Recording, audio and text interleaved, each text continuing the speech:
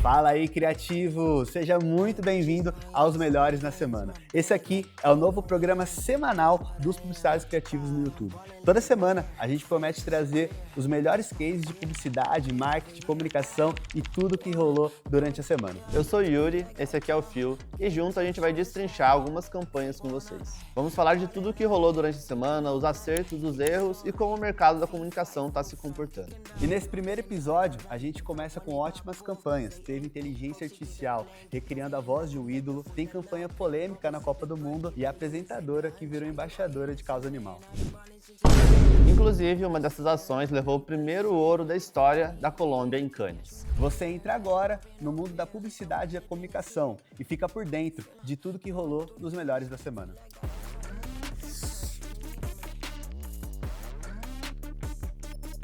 Depois da eliminação do Brasil na Copa do Mundo nas oitavas de final para a Noruega, o torcedor brasileiro ficou dividido entre a frustração e a saudade dos anos de ouro da seleção. E foi nesse cenário de saudade que a Elo decidiu lançar uma campanha bem diferente. A marca resgatou a última carta autoral de Pelé, que ele publicou em suas redes sociais, e transformou esse texto em um filme. Narrado com a própria voz do rei, recriado por inteligência artificial, no roteiro Pelé reflete sobre sonhos, sobre a generosidade da vida em oferecer recomeços e sobre a paixão que une o país em torno do esporte. A campanha ela foi assinada pela UMAP BBDO e foi ao ar no dia 7 de julho, com veiculação na TV Nacional, Digital, OHs, conseguiram praticamente dominar todos os espaços. E teve reforço do Cafu na divulgação das redes sociais, Ronaldinho Gaúcho, do Zico. Segundo a Elo, a ideia é reforçar esse posicionamento como a marca do cartão brasileiro, valorizando pessoas, projetos que carregam a nossa identidade cultural. Nesse movimento, que já vinha acontecendo desde janeiro, vários outros atores e principais nomes do país já vinham ajudando a divulgar. E olhando para o mercado, dá para perceber que o uso da inteligência artificial, ela pode recriar vozes de ídolos, inclusive que já morreram, e usando isso cada vez mais como uma estratégia recorrente dessas marcas. Em momentos de emoção forte, coletiva, especialmente ligados ao futebol, isso realmente pode ser algo que traz aí, que pode despertar algo positivo e negativo ao mesmo tempo, podemos se dizer assim, né? Pois é, existe sempre um limiar ali de onde você consegue utilizar a voz de alguém que já não está mais com a gente, então você tem que ter muito cuidado, mas a Elo fez isso muito bem, porque ele pegou uma própria carta do Pelé.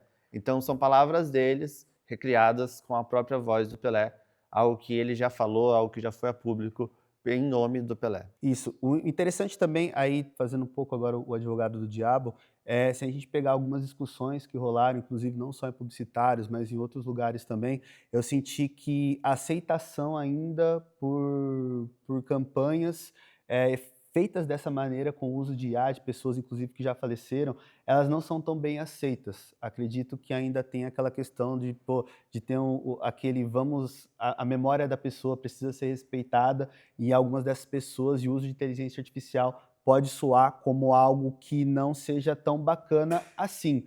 Acho que é válido, é uma questão que ainda a gente não sabe o que está por vir no futuro, porque estamos vivendo o futuro agora e isso ainda está sendo amplamente discutido, mas eu acho que vale um ponto de atenção de que em algum momento vamos precisar sentar para conversar de uma maneira mais séria, porque eu acho que alguma regulamentação, alguma coisa desse tipo vai precisar acontecer, inclusive no entretenimento, no cinema e na publicidade. Com certeza. E é papel da marca, nesse caso, entender como funcionam os direitos, como que eles podem utilizar essas vozes.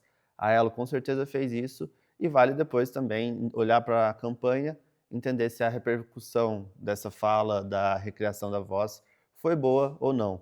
Às vezes, a mera utilização da imagem do Pelé já é o suficiente, não necessariamente a voz com IA poderia ser um atributo dessa campanha. Bem, sem delongas, mas para você que não assistiu, a gente vai pedir para a edição aí colocar um trechinho do vídeo para vocês darem uma olhada.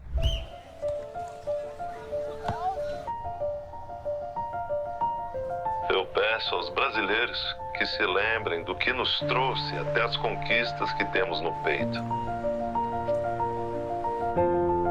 É o amor que nos move.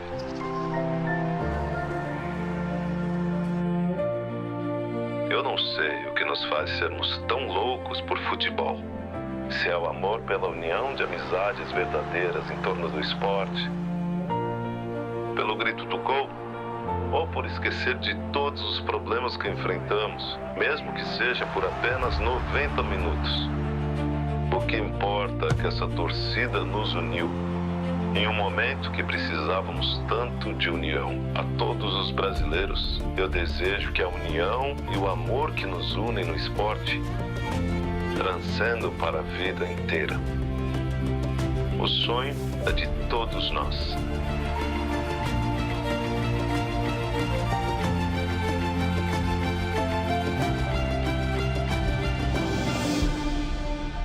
Elo, o cartão da torcida brasileira.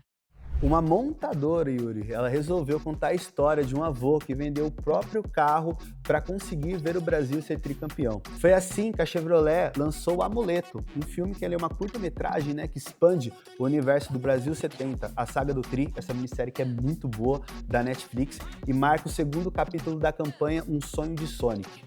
Ela promove o lançamento do novo Chevrolet Sonic. A história acompanha Fernando em 2 momentos da vida. Em 1970, ele vende o próprio Opala dele para realizar o sonho de assistir o Brasil jogar no México. E em 2026, já com o avô, ele entrega à neta as chaves de um novo Sonic, junto com um chaveiro de bola de futebol.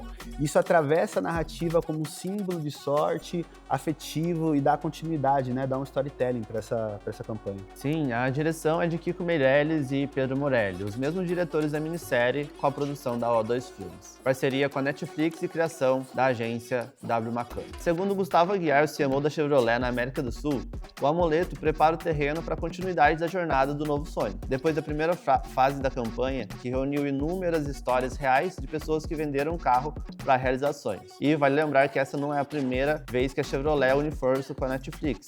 Antes já teve uma parceria em torno do filme Caramelo, sobre um vira-lata brasileiro. E olhando para o mercado, isso mostra como que a Chevrolet está tratando os lançamentos do carro como se fosse um lançamento de conteúdo, um lançamento até de filme, ocupando os espaços de streaming e redes sociais. E dando sequência, né, a campanha que eles fizeram no ano passado com o Cachorro Caramelo, eu acho que essas merchandisings feitas principalmente no streaming, com produções brasileiras, elas vão começar a virar uma tendência muito maior. Acho que o entretenimento em si, Brasil, vem evoluindo muito para que as marcas comecem a acreditar e colocar força, crédito, né, nesse tipo de ativações. Então, acho que a tendência é isso que a Chevrolet está fazendo, se expanda para outras marcas também.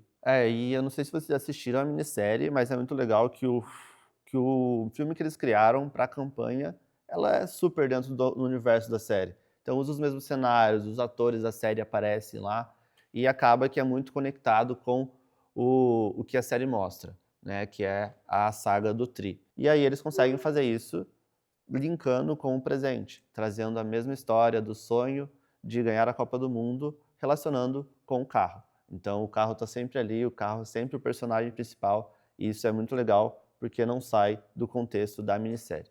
Por mais que o trecho seja pequeno da campanha em si, o audiovisual, ela é como se fosse um complemento, é um spin-off praticamente do que está rolando ali da campanha. E para a galera que ficou curiosa, mais uma vez a gente vai pedir para a edição aí colocar para a gente um trechinho do filme da Chevrolet e Amuleto junto com a Netflix. Não, esse ano o Brasil vem forte. Não dá pra contar a vitória antes da hora, hein? Que isso, Léo? Acredita no sonho. Caramba, eu não tô acreditando. É sério, vô? É meu? Não, ainda não. Aqui. Agora sim. Mas, vô, isso é seu chaveiro da sorte. Claro que é. Obrigado. Eu vou com ele pra ver as eliminatórias na sua casa, hein? Combinado. Vamos dar uma volta? E começam as eliminatórias! A Heinz incentiva os fãs a marcarem pênalti pela falta de molho nos sachês. Eles transformaram as embalagens de ketchup e mostarda nos cartões amarelo e vermelho usados no futebol. A Heinz percebeu que essas cores traduzem perfeitamente o que os fãs querem em sua comida: ketchup e mostarda. Assim, a marca resolve essa dor antiga dos fãs que desejam mais Heinz com uma solução inédita: os penalty packets. Essa ação, Yuri, na verdade, ela mostra como a Heinz ela soube utilizar muito, tá sabendo, na verdade, né? Utilizar muito bem o que tá rolando na Copa do Mundo, mesmo não sendo uma patrocinadora oficial. Mesmo no começo desse Mundial, a FIFA cobriu os logos da Heinz nas embalagens, né? Por conta dela não ser essa patrocinadora. E isso acabou, na verdade, gerando muita visibilidade para a marca que soube aproveitar muito bem essa restrição da FIFA, para conseguir gerar conversas ali sobre a marca. Então, eles nunca tinham mudado o tamanho do sachê dos molhos. Agora, com essa ação de colocar os cartões amarelo e vermelho, eles aumentam o tamanho do sachê em uma embalagem inédita. Acho que essas restrições da FIFA acabaram sendo uma bênção, né, para as marcas que não eram patrocinadoras. Eu acho que durante esse Mundial eu consigo me lembrar muito mais das marcas vetadas do que as próprias patrocinadoras que tiveram lá.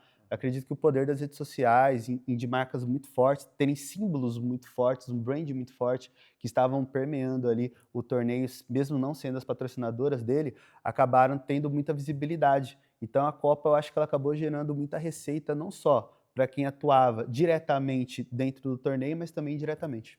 E não só receita, mas lembrança de marca também, né? Então a Heinz, no começo, já conseguiu esse efeito de chamar a atenção com o logo estampado, né? O logo todo tapado. A Levi's fez isso também, e a Gillette. Então você tem que estar muito atento de como as coisas estão acontecendo no momento para você conseguir surfar isso de uma forma que faça sentido com a marca. E acho que eles fizeram isso bem. Não, estão fazendo super bem. Não só lá fora também, vale lembrar que grandes marcas atuam com agências e pegadas totalmente diferentes. No âmbito nacional, por exemplo, quem cuida da Heinz é a própria Jatacom, acho que desde 2024, finalzinho de 2024 para 2025.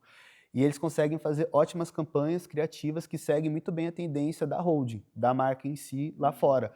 Eu acho que quando uma marca bem estruturada, igual a Heinz, igual a McDonald's, ou a Nike, Adidas, enfim, todas essas marcas, estruturas globais, que quando tem um atendimento tropicalizado, Brasil, a nível nacional, e elas conseguem pegar o que está sendo feito lá fora e colocar aqui dentro também, acho isso muito bacana. A Heinz é um ótimo exemplo de um uso de criatividade assim super bem alinhado com a marca que traz resultado.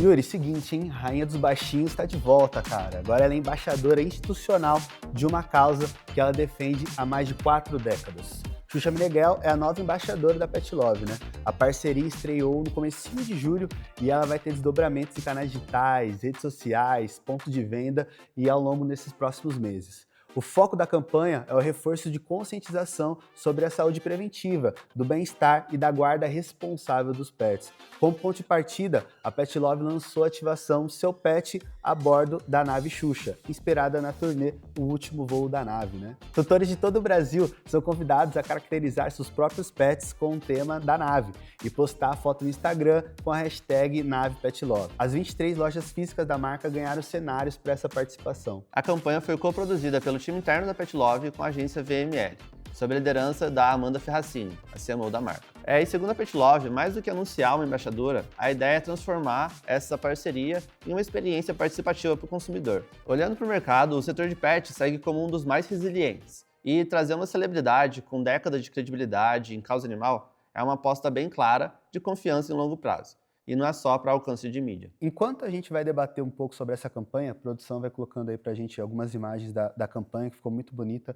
Acho que a Xuxa, querendo ou não, ela tem uma causa social muito forte, está atrelada a isso.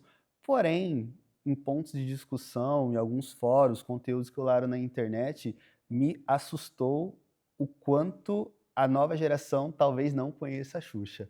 Eu senti ali que teve até alguns comentários até que muito negativos, pela Rainha dos Baixinhos aí ser usada como embaixadora dessa marca.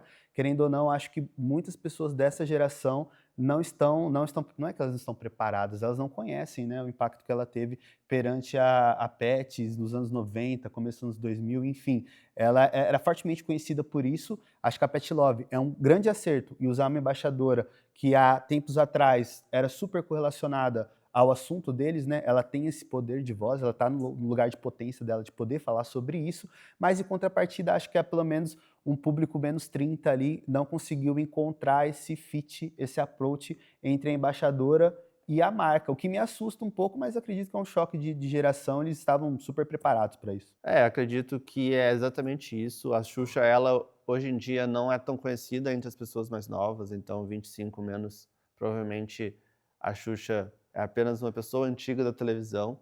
Ela não está tanto hoje em dia na pauta de redes sociais, como a gente vê outros influenciadores.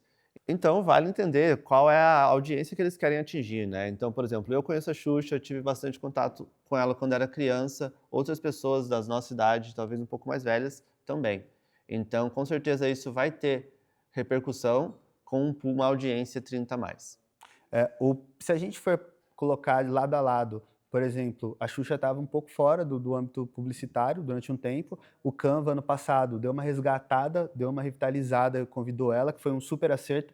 as campanhas do Canva com a Xuxa, dos produtos imaginários, fictícios, que fizeram uma alusão à marca, ao uso da plataforma, cara, foi um acerto em 100%, onde você via a galera discutindo sobre aquilo, era super plausível, a galera, todo mundo batendo palma.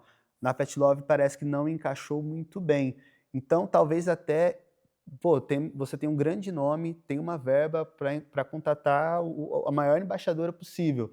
Só que, às vezes, mesmo sendo muito grande, ela não encaixe por conta do segmento ou o público. Então, é sempre válido lembrar que, independente da verba, quem você vai contratar, se isso não tiver o fit com o seu público, possa ser um tiro do pé. Acho que não foi o caso da Pet Love, acho que foi um acerto, mas vale um ponto de atenção de até onde o público pode ser impactado negativamente ou não por essa escolha, sabe? E eu acho que é super válido a gente pensar também o quanto que a Xuxa está relacionada à causa pet e quanto isso está no imaginário das pessoas, né? Aqui, na verdade, a gente está meio que engenheiro de obra pronta, né? A gente não tem o briefing, a gente não sabe como foi feita essa escolha, a gente não estava na mesa da reunião, e é até interessante a gente poder ter esse ponto de vista. Imagina se a gente tem aqui a Amanda Ferracini, CMO da Pet Love, para poder bater um papo, poder explicar bonitinho, né? Fica aí o convite, né? Quem sabe para futuras edições, a gente ter pessoas de dentro da criação do projeto que possam contar os detalhes, que possam colocar na pauta ali o que aconteceu de fato para ter essa escolha, se há um risco calculado, enfim. Fica não só o convite, então, para a Amanda, mas para todos os CMOs aí das marcas que a gente vem comentando aqui, para poder bater um papo com a gente. Cara, tem jogador que ele vira ídolo dentro de campo, que é o normal, é o jogador, e tem jogador também que vira fenômeno da internet e antes mesmo da Copa ter acabado, cara. Haaland é um dos nomes que fizeram isso ao mesmo tempo. O atacante norueguês, ele deixou de ser um nome ali simples do campo, né? Um atacante que já jogava muito e acabou sendo mundialmente conhecido pela Copa do Mundo. Copa do Mundo tem esse efeito de não só pessoas do futebol, mas pessoas de fora dele também comentarem, assistirem. Eu acho que isso acaba engajando muito mais e fez com que, cara, ele estivesse ali no topo das atenções das marcas. Foi amplamente usado com vários cases, várias ativações. E o cabelo, né, acabou virando aquela marca registrada dele nas redes sociais e isso acabou fazendo com que isso fosse se multiplicando cada vez mais. E isso ganhou bastante força depois da gente perder para a Noruega, né? Infelizmente isso aconteceu, mas o resultado que classificou a Noruega para as quartas de finais foi o melhor da campanha da seleção e com 7 gols no torneio, o Haaland ficou entre os artilheiros dessa Copa.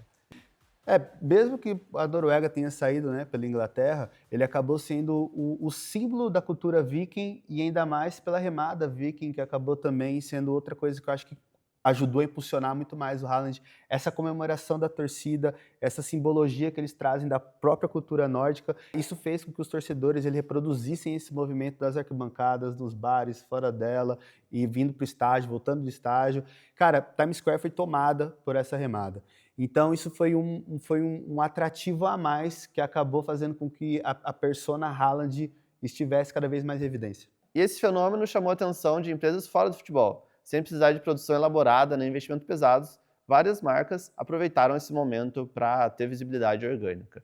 Um grande exemplo disso é o Google. Você viu a animação que eles fizeram quando você pesquisava pelo Haaland? Cara, a Google deu essa moral pro Haaland. Inúmeras marcas acabaram fazendo com que esse movimento se tornasse ainda maior. Eu acho que a força das redes sociais, junto com o torneio, ampliou isso de uma maneira, assim, muito grande. Enquanto a gente vai trocando ideia, o pessoal da produção vai colocando as imagens aí, que a gente preparou um artigo, uma publicação lá no Instagram, com grandes marcas, né? Com a maioria das marcas, na verdade, brincando um pouco não só com o Haaland, mas também com a remada. E, cara, foram muitas marcas mesmo, então, tanto é que a publicação, bateu lá os seus 50 mil curtidas, com mais de 1 milhão de visualizações, com mais de, 3 mil envios pra galera. Todo mundo meio que comprou essa ideia. E o mais legal não, né? É triste e legal ao mesmo tempo, porque foi o mesmo Carrasco que acabou tirando a nossa seleção, ele meio com o carisma dele, com a humildade, não dentro de campo e fora dele, acabou fazendo com que esse símbolo dele fosse ainda maior, sabe? E é muito legal quando você olha para o mercado, que esse é um ótimo exemplo de como que você consegue visibilidade, se aproveita do momento viral para gerar visibilidade, sem você precisar depender de um contrato de patrocínio com esses influenciadores. Mas aí fica um ponto de atenção também, que veio uma galera perguntando ali, nessa discussão que a gente fez, nesse post, em outros lugares, até onde a marca pode se aproveitar disso de maneira indireta, que eu acho que é muito o caso das marcas que foram vetadas, que a gente estava falando no início do vídeo, né? Até quando eu posso usar o nome de de uma figura pública. Pô, o cabelo dele virou uma marca registrada, mas posso usar o mesmo cabelo dele? Ou tem que fazer uma simbologia, tem meio que usar um pouco algumas semióticas ali para parecer aquilo e de fato não usar alguma imagem, reproduzir alguma coisa que seja dele? Tem esse meio termo também que eu acho que algumas das marcas acabaram passando, né? Então vale a pena sempre a gente lembrar que, pô, uma trend é legal, o uso dela nas redes sociais traz engajamento, traz resultado, mas é válido lembrar que existem algumas cláusulas, né, algumas boas práticas ali que elas precisam ser respeitadas no marketing. Ainda falando de Copa do Mundo, né, imagina só você ser o patrocinador master da sua seleção e que você decidisse cobrar menos quanto maior fosse o logo da sua marca ali na camiseta, né? Não entendeu? Vou te explicar. Foi exatamente isso que uma cervejaria da Colômbia acabou fazendo, né? Sendo uma das patrocinadoras oficiais da seleção colombiana nessa Copa do Mundo. Com a autorização da Federação de Futebol da Colômbia, a Águila resolveu inverter a lógica tradicional ali do patrocínio esportivo. Normalmente, quanto maior o espaço da marca na camiseta, maior vale o patrocínio, né, que está sendo feito ali. A marca decidiu fazer exatamente o oposto. Ela ofereceu 5 versões do uniforme oficial, como vocês podem estar vendo aí, cada uma com um tamanho diferente da própria logo, aplicada no espaço principal da camisa. Quanto maior o símbolo que o torcedor escolhia, menor era o preço que ela pagava, com as variações ali de 150 a $20. A campanha se chama Resize the Price. Foi assinada pela agência David de Bogotá e Madrid e levou o primeiro Leão de Ouro da história da Colômbia. E o motivo desse case ter ganhado tanto peso é justamente esse. A marca transformou o espaço publicitário, que sempre foi visto como um custo extra para o torcedor, em um desconto real e tangível. Seguinte, ó, eu tô sendo o contrário de tudo aqui hoje, né? Tô sempre levantando a bola, às vezes cortando. Mas esta campanha, parabéns pessoal que trabalhou nela, agências, acho que mereceu levar um canis ali pela uma ativação. Acho que a ideia deles foi uma ideia boa, executaram do jeito que tem que ser executado.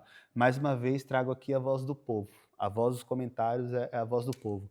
E, cara, unânime a insatisfação, a descrença, o descaso, mesmo a galera não sendo colombiana, não sendo público-alvo, acabaram não gostando dessa ativação, e eu te digo por quê. Parece que eles aproveitaram ali o baixo custo da camiseta para extrapolar o uso da marca. O que, na cabeça deles, seria algo incrível. Acho que na parte ali da ideia, da concepção, é mais uma vez aquele engenheiro de obra pronta, né, trazendo essa visão. O público ele não gostou. E acho que eles tiveram uma reação contrária ao case que acabou sendo premiado e tudo mais, porque foi entendido que o uso da logo é como se fosse algo exagerado que acabou não trazendo o resultado que a marca estava pensando. Não sei o que você acha sobre isso, sobre essa campanha. Eu quero saber o que você achou da campanha aqui. Porém, quando a gente pensa em questão de marketing, ela é uma campanha que faz sentido. Porque quanto menor o custo você leva para o consumidor final, maior a visibilidade você vai ter, mais quantidades, teoricamente, você vai vender.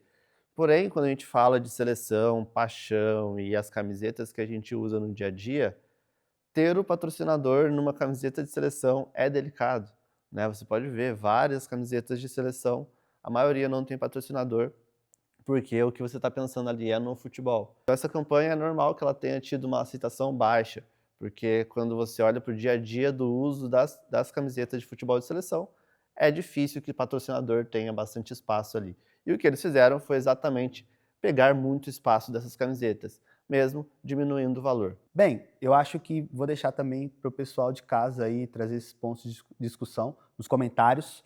Fala aí pra gente o que você achou, não só dessa campanha, mas de todas as outras que a gente trouxe. Fala pra gente o que vocês acharam dos melhores da semana, a curadoria dos melhores da semana, qual que foi os que vocês mais gostaram, menos gostaram. Traz aí pra gente esse overview aí de vocês de casa. Essas foram algumas das campanhas que mais chamaram a atenção nesses últimos dias e deixa bem evidente que a única certeza que a gente tem é que semana que vem vai vir coisas completamente diferentes. Essa é a graça da publicidade, né? Toda semana é algo diferente. Bem, se você gostou desse episódio, né, não deixe de deixar o seu like, a sua inscrição aqui no canal, super importante pra gente. E como eu comentei, deixa nos comentários aí, fala o que vocês estão achando. Nosso primeiro programa, a gente quer um feedback de vocês, o que a gente pode trazer de melhor aí nos melhores da semana. E a gente também fica muito feliz, que eu acho que esse é um projeto novo, é um audiovisual bem bacana que a gente está trazendo para vocês, uma produção bem bacana, é uma ideia que a gente quer que vocês engajem, que ajude a gente a dar certo. Então é isso. Exatamente, não se esqueça de se inscrever no canal e a gente se vê no próximo Melhores da Semana. Até Valeu. semana que vem.